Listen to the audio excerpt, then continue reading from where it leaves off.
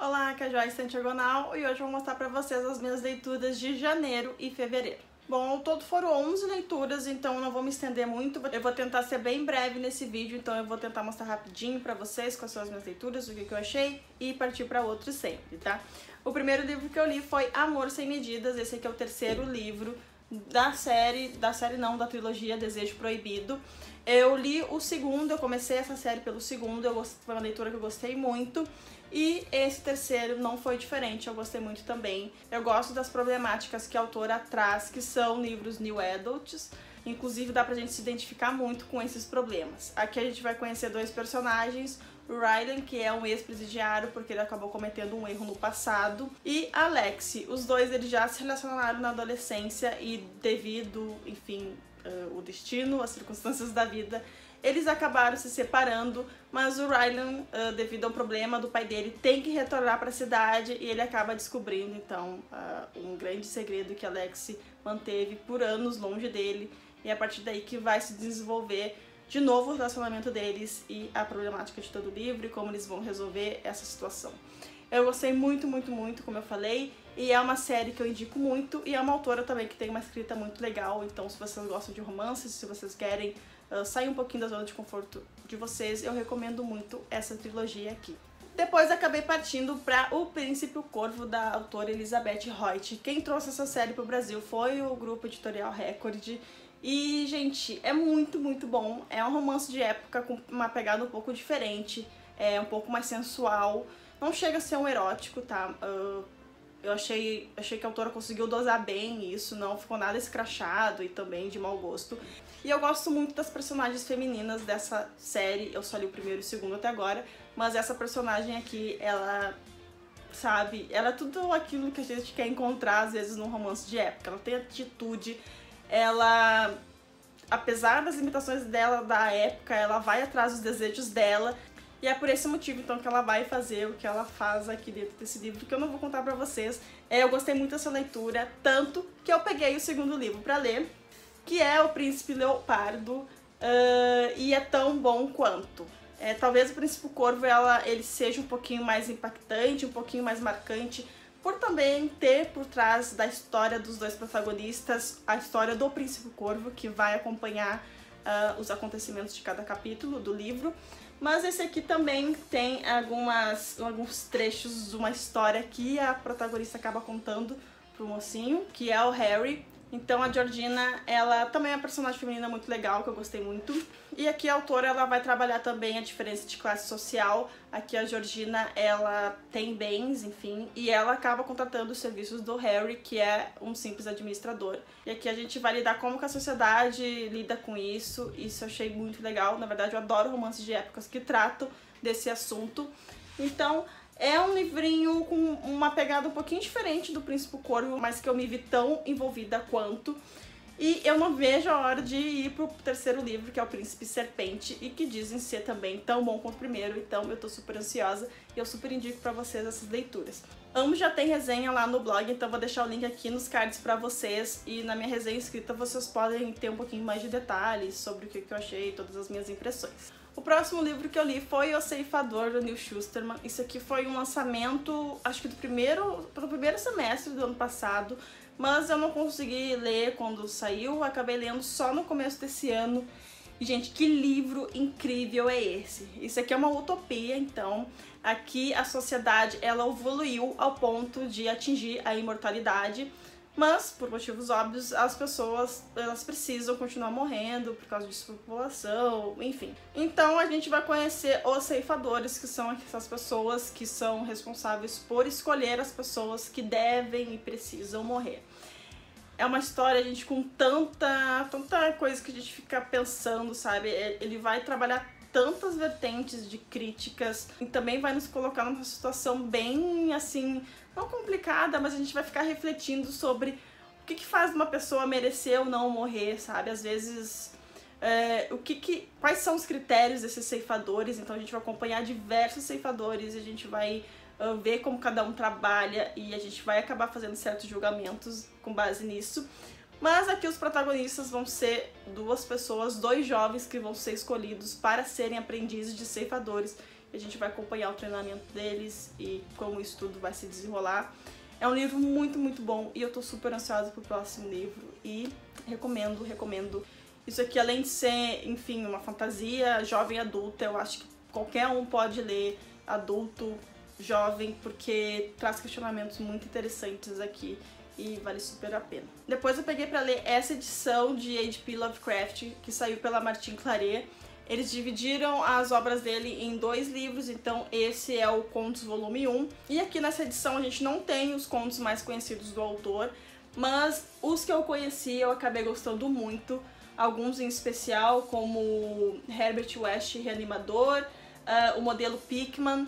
Eu acho que é uma outra pegada, assim, muito diferente daqueles contos de monstros, de terror cósmico, que, enfim, ele acabou sendo mais conhecido, mas, enfim, é H.P. Lovecraft, ele é conhecido por basicamente todas as obras dele. Mas eu gostei que aqui eles fizeram uma seleção, assim, não esperada, vamos dizer assim, e eu gostei muito da leitura, apesar de ser contos, eu li bem rapidinho, e esse livro também já tem resenha lá no blog, vai estar aqui em cima para quem quiser conferir. Depois eu parti de novo para os romances de época e acabei lendo o 2º volume dessa série de recontos da Eloisa James. É Um Beijo à Meia-Noite, é uma releitura então de A Cinderela, e a Cinderela é a minha princesa preferida, sempre foi, desde pequena. E eu gostei muito, muito, muito dessa história. Aqui a gente vai ter um príncipe, o que é super raro da gente ver em romances de época. Normalmente a gente só lê livros com duques, né, que é a hierarquia maior depois de príncipe. E aqui a gente tem um príncipe mesmo, apesar de estar passando por uma situação complicada financeiramente. Enfim, a base da história é realmente muito parecida com a Cinderela, mas enfim, vai ter problemáticas um pouquinho diferentes. Aqui o príncipe vai ter que se casar com uma outra princesa em prol da segurança financeira do reino dele, mas ele vai se apaixonar por uma pessoa de uma classe social mais baixa, e eu acho que, como qualquer história que se baseia em Cinderela, isso é o mais interessante, ver esse tipo de barreira na frente do casal e ele superando tudo isso. Eu gostei muito, eu recomendo. E eu recomendo também o 1º volume da série, que é Quando a Bela Domou a Fera, que também é muito interessante e que tem como protagonista um personagem baseado no Dr. House, da série House mesmo. Então, gente, essa série tá sendo uma das minhas queridinhas do romance de época. Depois eu peguei um outro romance de época, que é Romance Entre Rendas, que é o 4º e último volume da série As Modistas, da Loretta Chase. Isso aqui, pra quem me acompanha, sabe que eu adoro essa série. Teve seu alto e teve seu baixo pra mim. Eu acho que o volume anterior, que é a Volúpia de Veludo, pra mim foi bem abaixo do esperado, mas em Romance Entre Rendas, acho que a Loretta ela se redime, ela finaliza essa série muito bem. Eu acho que ela apresenta personagens muito interessantes e aqui ela dá então um final feliz pra Clara, que é uma personagem que pena desde o 1º livro, que nunca tem a oportunidade dela, que sempre acontece alguma coisa. A gente sabe que ela é uma personagem que quer ser feliz, que quer encontrar um amor pra ela. E não quero falar muito sobre a história porque, enfim, tem umas reviravoltas aqui dentro em relação ao mocinho. Mas o que eu posso dizer é que ela tá super recomendando essa série. Eu vou continuar recomendando ela pra quem quiser iniciar no romance de época, porque ela é bem completinha. Ela trabalha questões que eu sempre gosto, que é essa questão de, como eu falei no livro do Príncipe Leopardo, essa questão de relacionamento entre classes sociais diferentes. Eu gosto muito disso em romance de época e nunca é uma coisa repetitiva, sempre são problemas diferentes para ser resolvidos e acho que é por isso que eu gosto tanto. Então, tá aqui minha recomendação. Loretta Chase é uma das minhas autoras preferidas dentro do gênero e essa série também é a minha preferida. Por fim, eu finalizei então O Casamento, do Victor Bonini. Esse aqui é um autor nacional que saiu pela Faro Editorial. E aqui a gente vai ter um casamento, um assassinato, e a gente vai ter que descobrir juntamente com um investigador particular, que é o Conrado, e descobrir o que está por trás desse assassinato. Também vai acontecer algumas tramas paralelas que vai dificultar toda essa investigação. Eu gostei bastante do livro, eu tive um pouquinho de dificuldade sobre me adaptar à narrativa, que é um pouquinho mais coloquial, que chama o nome. É narrado da forma que a gente fala mesmo, mas isso é só durante as primeiras páginas. Depois o livro pega um ritmo bom e tu não consegue parar de ler, tu quer saber o que tá por trás de tudo isso. E óbvio que eu não matei quem era o assassino, eu fiquei surpreendida. um desfecho. Então, mérito total do Victor, que conseguiu criar uma trama super envolvente e que pode aí fisgar muita gente que não tá acostumada em ler esse tipo de livro, esse tipo de gênero. E tá aí então uma porta de entrada para quem quiser conhecer. É um autor nacional, então eu acho que a gente tem que apoiar a literatura. E essa edição também é muito bonita, parabéns à Faro Editorial. E tá aqui a minha recomendação então de thriller nacional para quem quiser conhecer. Depois eu peguei para ler um livro super rapidinho, que é A Princesa Salva a Si Mesmo, nesse livro, da Amanda Lovelace. Esse aqui é um livro na pegada de Outro Jeito de Usar a Boca, mas ele é meio que autobiográfico também. Então aqui a autora Amanda, em forma de poesia, de crônica, ela vai contar muito sobre a infância, sobre o relacionamento dela com os pais, com a mãe principalmente. Vai falar sobre abandono, depressão, tristeza e felicidade também, e sobre amor. E eu gostei muito, é muito tocante, a gente fica realmente... a gente cria uma empatia com a autora. E ela escreve de uma forma muito bela, muito bonita, e eu gostei muito e recomendo. Ainda não tem a resenha lá no blog, mas vai sair muito em breve e vale a leitura. E o segundo livro também já foi anunciado pela Leia. Eu acho que é alguma coisa com bruxa o título, eu vou colocar aqui embaixo porque eu não me lembro. Mas provavelmente eu vou atrás desse livro também, porque eu gostei muito de A Princesa Salva a Si Mesmo. E por fim, finalizei fevereiro lendo outro romance de época, que é essa antologia, então, organizada pela Julia Quinn, que tem a Suzanne Anoki, Karen Hawking e Mia Ryan também como convidadas. E aqui a gente vai ter novamente uma personagem que é da série Os Bridgertons, que é a Lady Whittington, eu acho que é assim que se fala.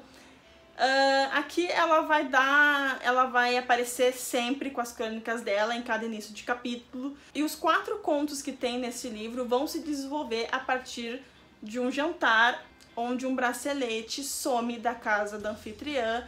Então vai aparecer 4 suspeitos e a Lady Whittington vai fazer os seus pitacos como a maior fofoqueira de Londres e vai ficar especulando quem pegou ou não esse bracelete.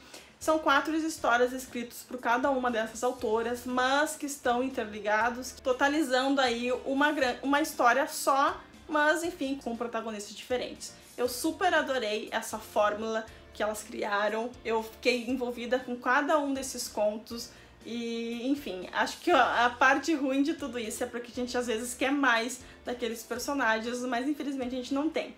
Vai ter um próximo livro que vai ser exatamente nessa mesma ideia, com essas mesmas autoras e com a Lady Whittington também falando sobre todos esses acontecimentos de Londres, então tá aí uma recomendação para quem quer ler um romance de época que seja curtinho, porque apesar de ser uma grande história, tu pode ler os contos separadamente. Enfim, muito, muito legal e eu super recomendo. Essas então foram as minhas 11 leituras, eu não vou levantar porque, enfim, são livros que pesadinhos.